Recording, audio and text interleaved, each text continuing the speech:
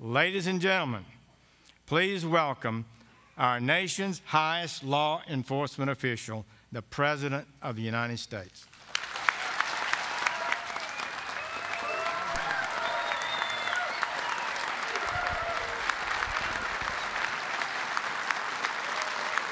Thank you. Wow.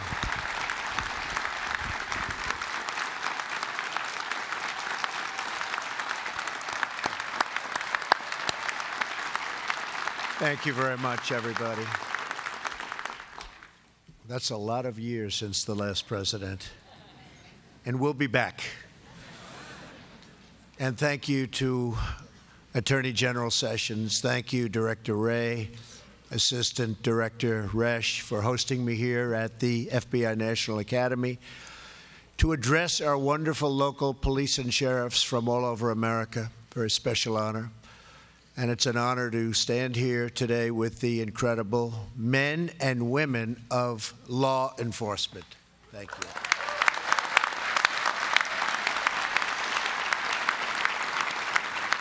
We're here to celebrate your graduation from the National Academy at Quantico.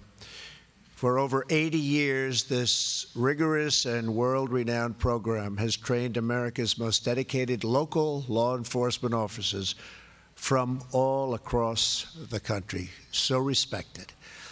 Let me begin by saying to each member of the graduating class, congratulations. You left home for 11 weeks to enroll in this program because you love your jobs, you love your communities, and you love your country. Earlier this week, you completed the harrowing 6-mile yellow brick road. Just signed that beautiful brick. I just signed that brick. Designed for the Marines to push even the toughest to their limit. You endured muddy waters, barbed wire fences, icy creeks, steep hills, and so much more, knowing that your elite training will help save lives. The training you received at Quantico will give you that extra edge you need to defuse a threat, to disarm a criminal, and to deliver a child safely to her mother's arms. I am here not only to congratulate you, but to honor you for your courage and for your devotion. And I want you to know that with me as your president, America's police will have a true friend and loyal champion in the White House, more loyal than anyone else can be. I tell you. Thank you. Thank you. I also want to take a moment to speak to all of the law enforcement families here today. You make tremendous sacrifices. American families can sleep soundly at night because of the burden that you carry for all of us. So on behalf of all Americans, to every law enforcement family here today and all across the nation, thank you, thank you, thank you very much.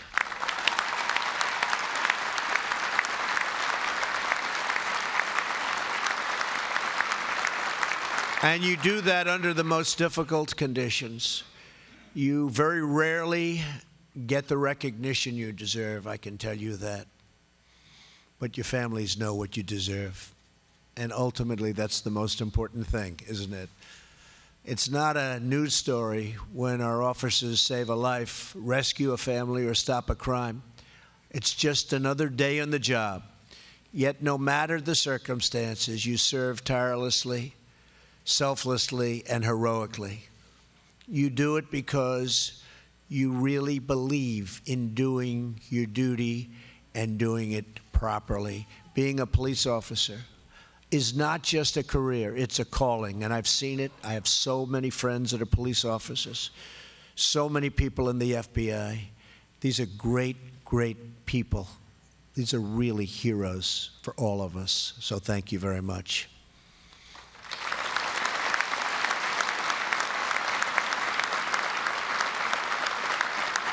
And as we as a country must do a better job showing our police officers the respect and gratitude that you have earned, and we will do that.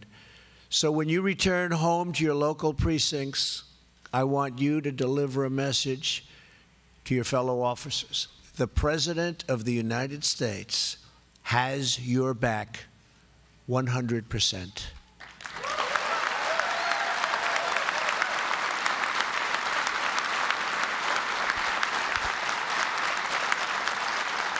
I will fight for you, and I will never, ever let you down, ever. Now, more than ever, we must support the men and women in blue. In the last 2 years, America has seen a tragic rise in violent crime. In 2015 and 2016, we witnessed the steepest 2-year consecutive increase in murders in nearly half a century. And you look at what's going on in Chicago, what the hell is going on in Chicago? What the hell is happening there?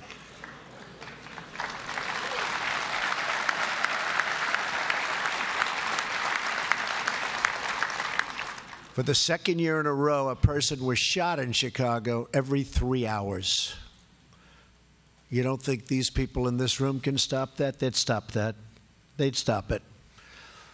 And just north of our nation's capital in Baltimore, on average, someone was murdered nearly every day of this year.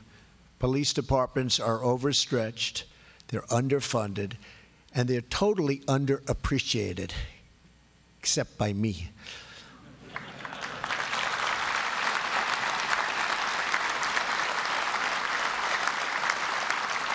Instead of holding up our police as the role models and mentors they are, they have been subjected to malicious attacks on their character and their integrity. This anti-police sentiment is wrong, and it's dangerous, and we will not stand for it. Most concerning of all, we have seen an alarming increase in violent assaults carried out against our police officers. Last year, an officer was assaulted in America on average every 10 minutes. In 2016, more than 140 officers lost their lives serving in the line of duty. These deaths fill our hearts with pain and with grief. Every drop of blood spilled from our men and women in blue is a wound inflicted on our nation. And when a brother or sister in uniform is hurt, on that day, all of America bleeds blue. I want to send a message today to those who threaten violence against our police. We will protect those who protect us. And we believe criminals who kill police officers should get the death penalty.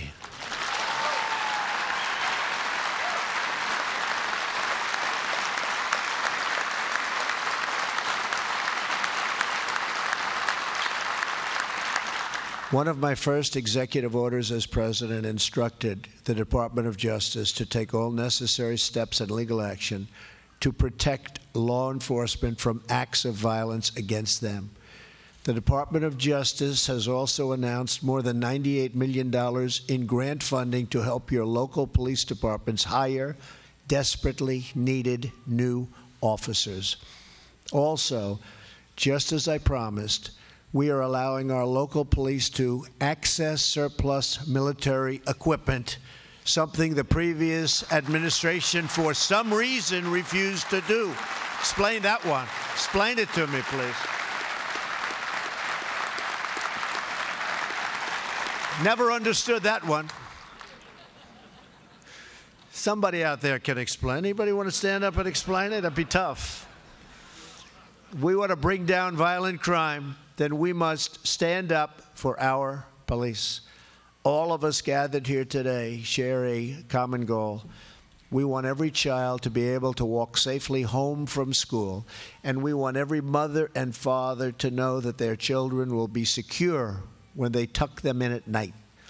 No family should have to worry about bullets flying through windows or gangs recruiting on street corners.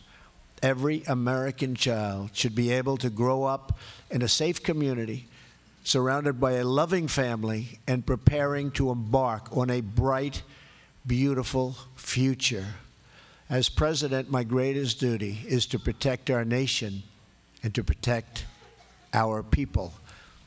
As we have witnessed recently, America faces grave threats. Terrorists have struck in the streets and subways of New York City twice in a few months. Both terrorists came to our country through the dysfunctional immigration system that we are correcting, and rapidly. And one came through chain migration. The other, visa lottery. They have a lottery. You pick people. Do you think the country's given us their best people? No. What kind of a system is that? They come in by a lottery. They give us their worst people. They put them in a bin. But in his hand, when he's picking them, is really the worst of the worst. Congratulations, you're going to the United States. Okay. What a system, lottery system. We're calling for Congress to end chain migration and to end the visa lottery system and replace it with a merit-based system of immigration.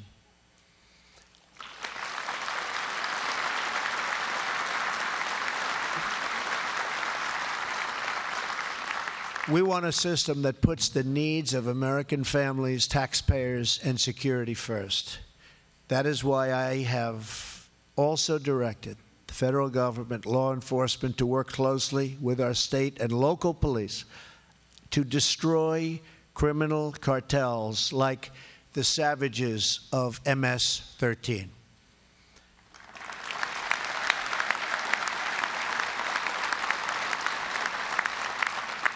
Already this year, the Department of Justice has worked with partners in Central America to arrest and charge roughly 4,000 MS-13 members. And the Department of Homeland Security has arrested nearly 800 MS-13 gang members and associates, an 83% increase from the previous year, and we're much higher this year than we were last year, and we'll get rid of them completely very soon, right? Right? They're working hard. Earlier this year, ICE officers conducted the largest crackdown on criminal gangs in the history of our country. In just 6 weeks, ICE, these are great people too, great people, and the Border Patrol agents, great people, and our law enforcement partners arrested nearly 1,400 suspects and seized more than 200 illegal firearms and nearly 600 rounds of narcotics and over 600 pounds. It's a lot of stuff. Recently, prosecutions of criminal firearm possessions were up 23%.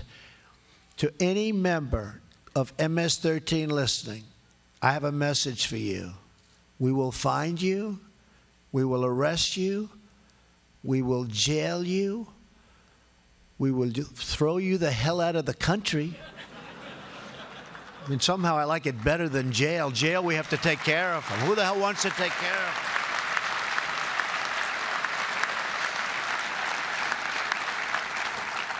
them? You know, the jail stuff is wonderful, but we have to pay for it, right? But these are killers. These are people that are sadists in many cases. We don't want them. We don't want them. They're getting out of here. Our cities should not be sanctuaries for criminals. They should be sanctuaries for Americans. It is our duty to serve the hardworking citizens of our country who raise our families, cherish our values, salute our flag, and make this land our home. These are the citizens you represent, and these are the citizens you courageously protect. By the way, you are great people. You are incredible people. Just so you understand, you are great people doing an incredible job, and I hope your families know that. I'd say 90% of probably 90% agree, right? The other 10%, that's not working out so well. We heard from one such hero among us earlier today, your class spokesperson, DEA officer Craig Wiles. It is truly amazing to see Craig's father sitting in the very seat where Craig himself sat 40 years ago when he was just 15 years old. Where is his father, by the way? Where is his father? Where's your father? There he is.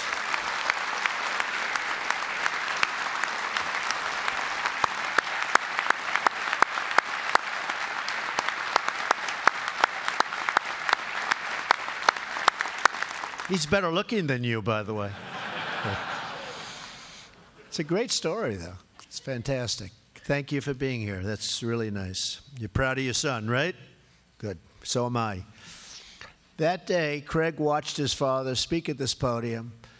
When he listened to his father's words, he was filled with pride and such devotion that at that moment, he too decided to become a law enforcement officer. Terrific. Today, it's incredible that his own children have joined us for this special moment. His daughter, Ashley, is carrying on the legacy of her father and grandfather. She now serves in law enforcement at the FBI.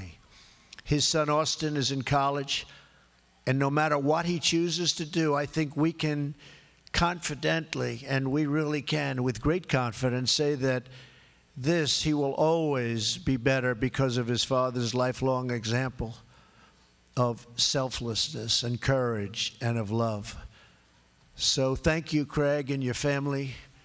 It's a terrific story and really is a great honor to be with you. Thank you very much.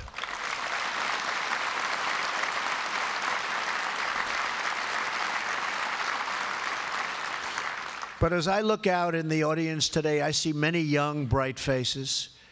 To them and to many other young Americans watching at home, of which there are many. You see, there's the fake news back there. Look, everybody. Fake news. No, actually, some of them are fine people. About, let's see, who's back there? Yeah, about 30%. You are the men and women who teach them what it means to be a police officer. You are always there for us, the men and women in blue, in the dark of night, in the rush of danger. You break down doors, race down alleys, chase down suspects, and bring down criminals. And you do it with strength and skill and pride.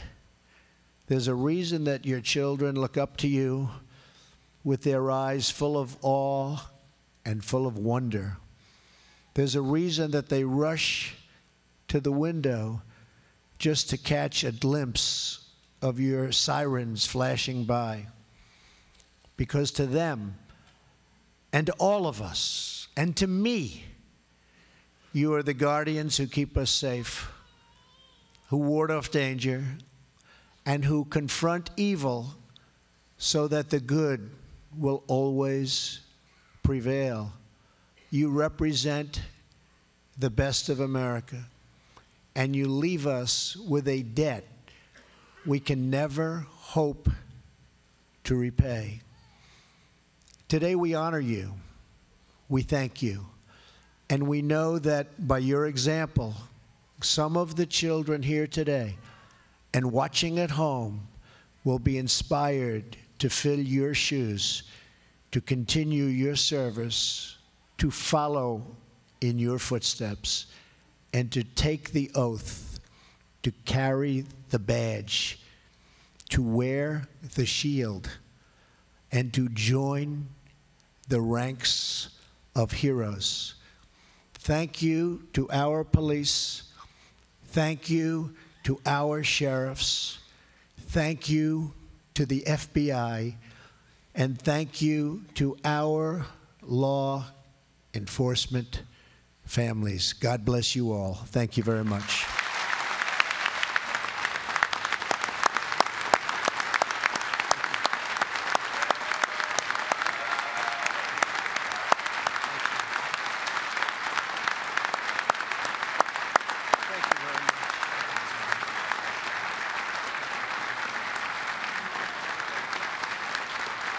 We have just been listening to the president speaking at the FBI Academy. Now, in the audience are graduates, but they're law enforcement officers. They're graduates of an FBI training program that lasts 9 or 10 weeks, and where they get specialized training from the FBI. And you can notice that most of his speech, of course, was geared towards the hard work and the sacrifices made by local police and local police department. And, you know, he talked a lot about things that we've heard before from him. His concern about the rise in violent crime.